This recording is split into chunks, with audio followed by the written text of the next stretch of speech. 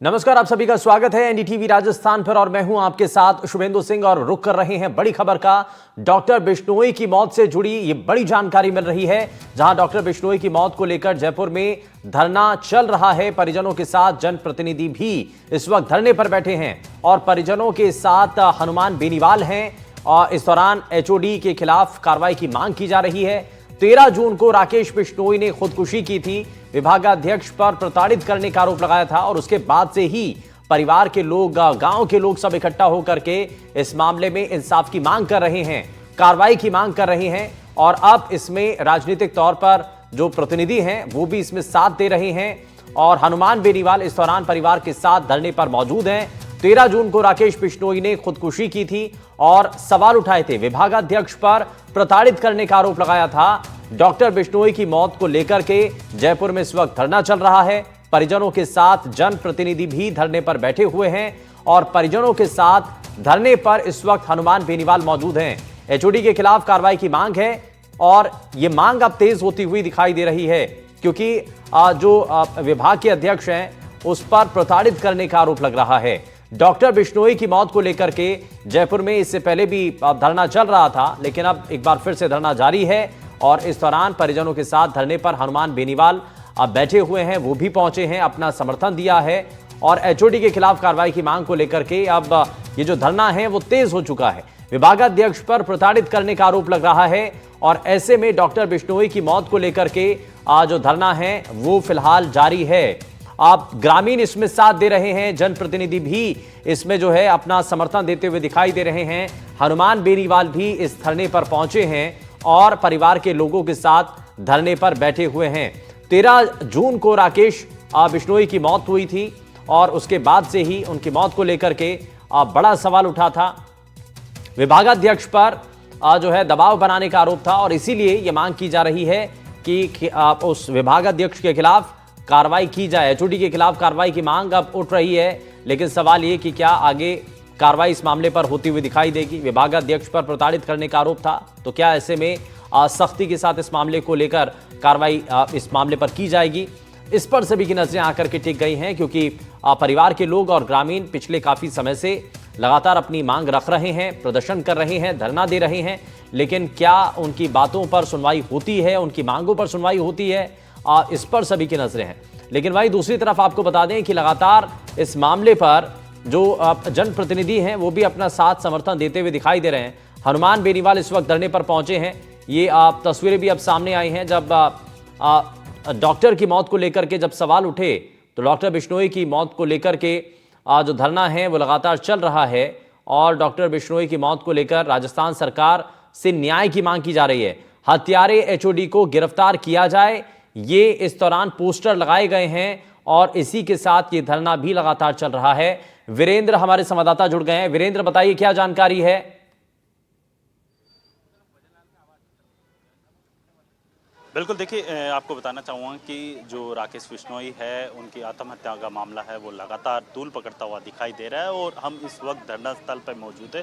मैं मेरे सहयोगी जसराज जी से कहूँगा कि एक बार तस्वीरें दिखाएं यहाँ पर, जो तमाम जो धरने के लिए जो लोग बैठे हुए हैं, चाहे इसमें आप देखेंगे कि आरएलपी के सुप्रीमो खुद हनुमान बेनीवाल यहाँ बैठे हुए हैं। इसके अलावा जो कांग्रेस के जो विधायक हैं वो भी यहाँ पर बैठे हुए हैं, उनसे भी मैं बातचीत करने की कोशिश करूँगा, क्योंकि जिस तरीके से जो ये पूरा मामला है कहीं ना कहीं जो कह सकते हैं कि जो सीनियर डॉक्टर्स के द्वारा जो रेजिडेंट डॉक्टर्स होते हैं उनके ऊपर प्रेशराइज करने का पूरा मामला है और इसी को लेकर ये लोग जो है धरने पर बैठे हुए हैं। आज 6वां दिन है और इसके साथ ही इनके साफ तौर पे ये ऐलान किया गया है कि अगर मांगे नहीं मानी जाती है तो ये जिला स्तर के ऊपर भी जो है धरना प्रदर्शन करते हुए दिखाई देंगे। मैं हनुमान बेनीवाल जी से बातचीत करने की कोशिश करूँगा, क्योंकि जिस तरीके से जो ये पूरा प्रदर्शन चल रहा है, इस प्रदर्शन के अंदर एक बात तो खास है कि जिस तरीके से ये देखा गया है कि ये जो पूरा मामला है, इस मामले के बाद से जो है तमाम जो राजनीतिक जो विपक्षी दल है वो भी यहाँ पर जो कह सकते हैं कि धरना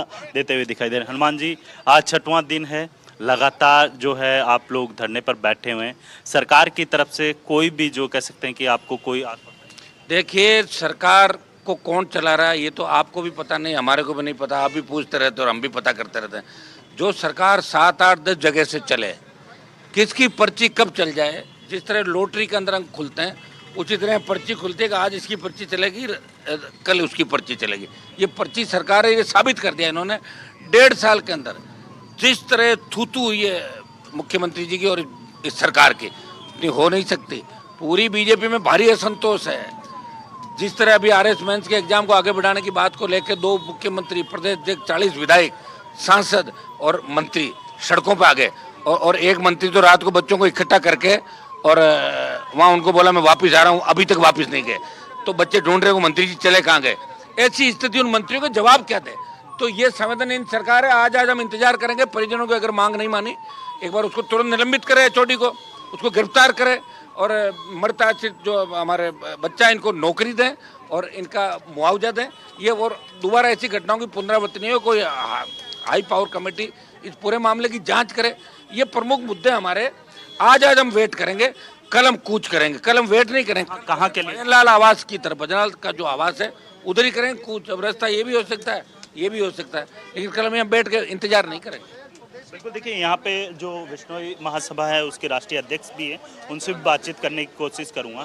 सर, जिस तरीके से हनुमान जी कह रहे हैं कि अगर मांगे नहीं मानी जाती आज देर शाम तक, तो आप जो है मुख्यमंत्री आवास की ओर कूच करते हुए दिखाए। तो हनुमान जी सही कह रहे हैं, कुछ तो करना ही पड़ेगा। और जो एक हमारे समाज के अंदर एक्सपायर होता है आदमी, उसके बाद में हम लोग दाग नहीं देते हैं जब तक पानी नहीं पीते हैं। और आज 6 दिन से इनका परिवार जो है वो इस तरीके से बैठा है, कोई सुनवाई नहीं है। ये बहुत ही गलत बात है। इस सरकार को सुनवाई करनी चाहिए और दोषी को सज़ा देनी चाहिए और उचित कार्रवाई जो करनी चाहिए और मुआवजा देना चाहिए। आश्रित को नौकरी देनी चाहिए ऐसी आत्मीयता के साथ। ये कोई राजनीतिक अखाड़ा नहीं, ये तो सब लोग आत्मीयता से बैठे हैं, 36 कौम के बैठे हैं। हनुमान जी, एक सवाल आपसे भी है, क्योंकि जिस तरीके से देखा गया है कि तमाम जो कह सकते हैं कि इस तरीके के कई मामले, ये दूसरा मामला है 2025 के अंदर, 2019 के अंदर इसी तरीके से एक रेजिडेंट डॉक्टर है वो सुसाइड कर लेता है, 23 के अंदर फिर से एक रेजिडेंट डॉक्टर है वो सुसाइड करता हुआ दिखाई देता है। लेकिन अब जो है ये चौथा मामला हम कहेंगे कि 2019 से लेकर 25 तक। देखिए, मैं ये कह रहा हूँ कि यहाँ कोई सुरक्षित नहीं है।